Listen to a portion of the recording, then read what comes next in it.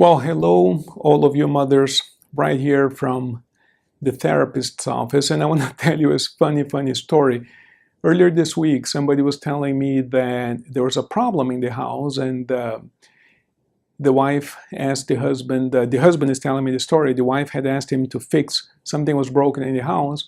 And he says, well, he looked at it and says, well, in order to fix this, I would need such and such tool and have to go get such and such parts and have to do this and we'll have to do that. And that project took a couple of weeks because he didn't have all of the appropriate instructions and tools and so forth, to solve the problem.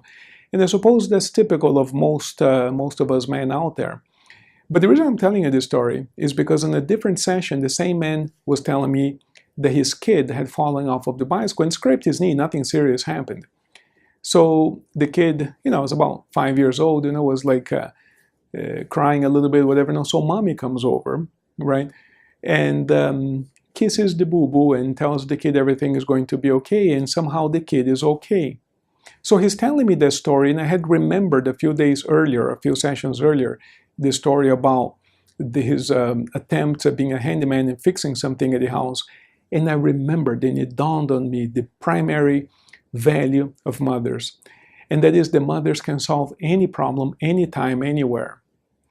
And that's what's valuable about mothers. If you can't sleep, you call your mommy. She will put her hand on your forehead and tell you it's going to be okay, and somehow you fall asleep. If your tummy hurts, you call mommy and mommy says it's going to be okay, and whatever she does and your tummy's fine.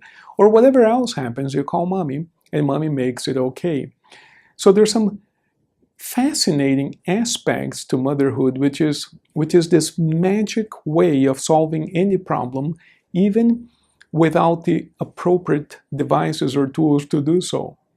So most of us husbands and men out there watch you guys moms in awe and admiration how you can get so much done, in some cases with so few resources. So they say that I asked a mother that one day, and she says, well, that's because we are endowed with this ability to multitask. But whatever it is that you're endowed with, I think that we husbands and children are fortunate to have you mothers. And we're going to be talking more about this because in therapy, many of the people who come over are, of course, mothers. And despite all of this magic of motherhood, in some cases, the amount of frustration a mother carries is amazing. They need to be a good wife, a good mother, a good professional, earn an income, earn a living, keep the home, keep the house, cook. All of the demands that are placed upon a mother make the task very, very difficult. I remember once, a few years ago, one particular organization invited me to do a speech on a Mother's Day. They had this massive luncheon. There must have been a couple hundred people there, mothers plus their families. And the big surprise, the big gift that they had arranged for these mothers was that on lunchtime, between lunch and dessert, the fathers were going to take care of the children outside in the playground that they would be drawing. They provided them with papers and crayons and so forth, And this hypnotherapist would come in and do this meditation for mothers.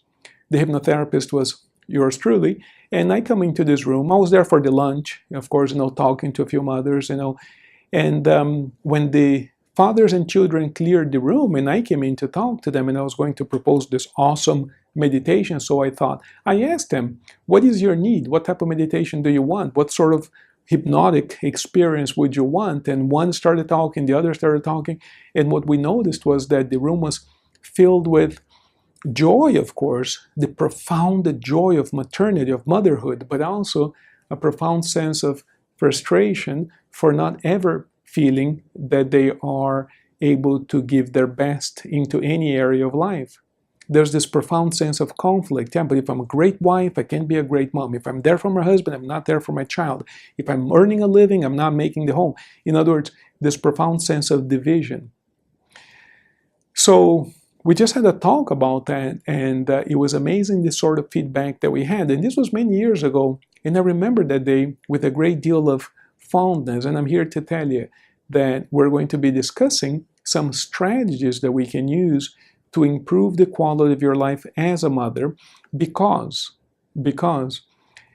It all has to do with, first of all, finding out what's really important to you. Second, becoming more productive in a very specific way. And I'm going to share with you what makes a person more productive or less productive. It has to do with unconscious factors that cause us to dissipate energy in the form of conflicting thoughts. I'm going, but I'm not going. And in that conflict, internal conflict, I'll do it, I won't do it. I'll bake the cake, I won't bake the cake. In that conflict, all of the energy is dissipated and we end up with nothing. We learn how to overcome these types of internal conflicts and therefore become more productive. We're going to be talking a whole lot about this because it's going to make your life so much better. And this is our gift to you, all of you mothers. After all, without whom there would be no life. So God bless you all.